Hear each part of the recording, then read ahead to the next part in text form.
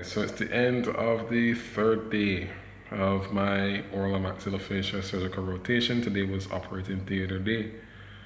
It was a pretty long day, despite the fact that I left early. I left around like maybe 3, because I'm here at another job. So I'm at a job trying to just hustle a bit.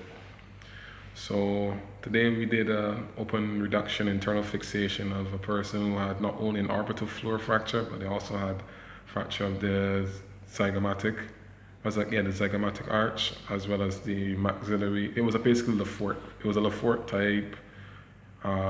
If it's through the nasal bone, it's type 1. If it's through the zygomatic, it's type 2. And if it's through the orbital place, it's type 3. So it was written as a type 1, but there were some type 2 features because it really was in keeping with a like Lefort type 1, but there also was a zygomatic as well as an orbital fracture as well too, and the floor of the orbit was fractured. So the contents of the orbit was herniating through the floor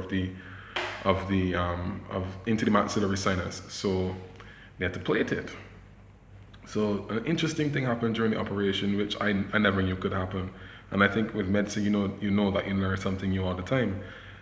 When the eyeball was retracted superiorly or towards the cranium, in other words, they wanted to gain access to the floor of the orbit, you had to retract the eye. So in the operation, the pulse dropped.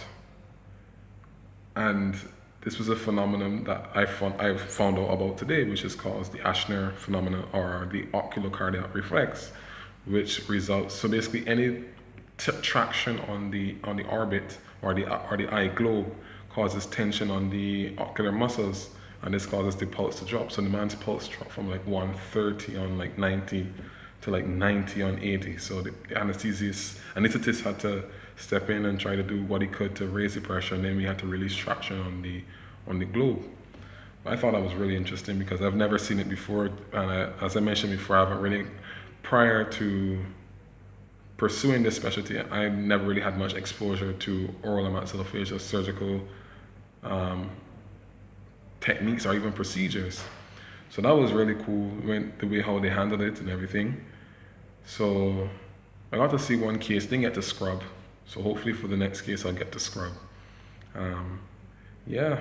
So I only got to see one case, but the next person was a frontal bone fracture from blunt trauma, the usual blunt trauma. So that person would have gone in next, but I never stood for that case. But I must say that despite the fact that the procedures are done on smaller areas, the procedure still takes pretty long for oral and maxillofacial surgery. They take long. So for instance, when we were doing like ORIFs or open reduction internal fixation of fractures of the radius and ulna, that might take 2-3 hours. If you have a fracture of the zygoma or any of those things, it might take 2-3 hours same way, because it's like you're working in a smaller area and it's just gaining access is an issue. So yeah, the smaller it gets, even though you're using less screws, less strength to tighten these screws, less pressure, faster drills, smaller bones, procedure takes pretty long. So in the final say, they had to fix this fracture, they had to plate it. So they plated the orbit, they plated the zygoma as well as the maxilla, and then they had to insert a titanium sheath to create a false floor at the base of the orbit, and this allowed the orbit to then remain at the correct level, because remember I was saying it was herniating through into the maxillary sinus. And what is really nice about oral and maxillofacial surgery is that like a lot of the procedures are done through mucosa. And I'll tell you why that's important.